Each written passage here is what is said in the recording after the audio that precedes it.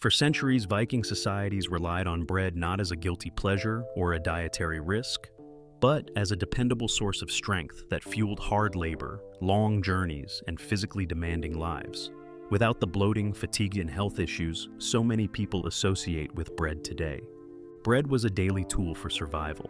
In the Viking world, bread wasn't optional, it wasn't debated, it wasn't avoided. It was eaten daily because it worked. Life in the north demanded constant physical output. Farming rocky land, hauling timber, rowing across cold seas, building settlements, and traveling long distances on foot required steady energy. Bread provided that energy in a form that could be stored, carried, and eaten reliably. People didn't eat bread to feel full quickly. They ate it to keep going. And their bodies responded accordingly. What Viking bread was actually made of. Viking bread looked nothing like the soft white loaves lining modern grocery shelves. It was dense, coarse, and dark, made from grains that could survive harsh northern climates. Barley, rye, and oats formed the backbone of Viking bread. These grains were stone ground, meaning the entire grain was used. Nothing was stripped away. The flour still contained fiber, minerals, and natural fats that slowed digestion and supported steady energy. This wasn't refined food, it was structural food. The body didn't absorb it all at once. It worked through it gradually, pulling energy over time instead of crashing after a spike. Fermentation was the default, not a choice. One of the most important differences wasn't visible, it was biological. Viking bread was almost always fermented. Without commercial yeast or industrial shortcuts, dough rested for long periods using wild yeasts and bacteria from the environment. This slow fermentation began breaking down starches and proteins before baking ever happened. That mattered. Fermentation reduced compounds that interfere with mineral absorption. It softened the grain. It made bread easier to digest and less taxing on the gut. By the time bread was eaten, much of the digestive work had already been done. The body wasn't overloaded. It was supported. Bread was eaten with work, not comfort. Context played a huge role. Viking bread was eaten alongside physical effort. It fueled rowing, farming, hunting, building, and travel. Energy from bread was used, not stored. Muscles burned it. Bodies needed it. Bread wasn't eaten absent-mindedly between meals or late at night. It wasn't paired with sugar, sitting, or constant snacking. It was part of a rhythm: eat, work, recover. That rhythm allowed bread to function as fuel instead of stress. The first sign something changed. Today, bread is often blamed for fatigue, weight gain, inflammation, and digestive discomfort. Many people feel better when they remove it entirely, but Vikings ate bread daily and built bodies capable of extraordinary endurance and strength. That contradiction matters, because bread didn't suddenly become harmful on its own. Something about how it's made, how it's processed, and how it's eaten shifted quietly, and the body noticed. Viking bread built strong bodies because it respected time, digestion, and effort. Modern bread often ignores all three, and once we understand exactly how that change happened, the health problems surrounding bread start to make a lot more sense. Refinement changed everything. The moment bread became easier to make, it started losing what made it work. Modern bread isn't shaped by climate or survival, it's shaped by efficiency. Roller mills replaced stone grinding. Bran and germ were removed to extend shelf life. Flour became finer, lighter, and more uniform. That refinement didn't just change texture, it changed how the body responds. When the outer layers of the grain are stripped away, fiber disappears. Minerals drop, natural fats vanish. What's left is mostly fast-digesting starch. On paper, it's still bread. Inside the body, it behaves very differently.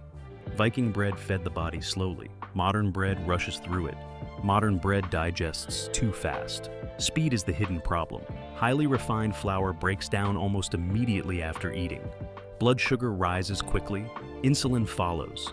Energy spikes, then crashes. Hunger returns faster, often stronger than before. This isn't about overeating, it's about unfinished satisfaction. The body receives calories but not stability. Energy shows up briefly, then disappears. Over time, this cycle trains the body to crave more food instead of using what it already has. Viking bread didn't create cravings, it created endurance, when gluten became the scapegoat. As problems increased, gluten took the blame, but gluten had been part of human diets for thousands of years without widespread intolerance. The protein itself didn't suddenly become toxic. The environment around it changed. Modern bread delivers gluten in a concentrated, unfermented form, often eaten multiple times a day. Without fermentation, gluten proteins remain intact and harder to process. Without fiber and minerals, the gut has less support. So the body reacts. Removing bread brings relief, not because gluten is inherently harmful, but because modern bread is incomplete. Gluten didn't change, preparation did. Bread lost its place in the day. There's another quiet shift most people miss. Bread stopped being fuel and became filler. Viking bread was eaten with work. Energy had somewhere to go. Muscles burned it. Recovery followed. Modern bread is often eaten alone, at desks, in cars, late at night, between meals, with little movement afterward. The same food behaves differently in a still body. Bread that once sustained effort now spikes blood sugar and sits unused. Over time, the body associates bread with heaviness instead of strength. The problem isn't bread itself, it's bread without context. Why modern bodies react differently. Put all of this together, and the pattern becomes clear. Bread became more refined, fermentation disappeared, grains narrowed, eating became frequent and disconnected from effort. The body didn't evolve for that. So, digestion struggles, energy fluctuates, inflammation rises. Bread feels like a problem because in its modern form, it often is. But Vikings weren't stronger because they avoided bread. They were stronger because their bread worked with the body instead of overwhelming it. Which brings us to the final question. If Viking bread once built endurance, strength, and resilience, and modern bread often does the opposite, what exactly made Viking bread supportive? And what can still be recovered today? Digestion started before the first bite. Viking bread didn't rely on the body to do all the work. Much of the digestion happened before the bread was ever eaten. Long fermentation broke down starches and softened proteins. Compounds that interfered with mineral absorption were reduced. The grain was transformed slowly, biologically, and completely. By the time bread reached the table, it wasn't raw fuel anymore. It was prepared fuel. Modern bread skips that step. Dough rises fast, bakes fast, and reaches the body unfinished. The gut is asked to handle what time and fermentation once did. That extra burden adds up. Bread fueled strength, not cravings. Viking bread didn't create cycles of hunger and fatigue. It created steadiness.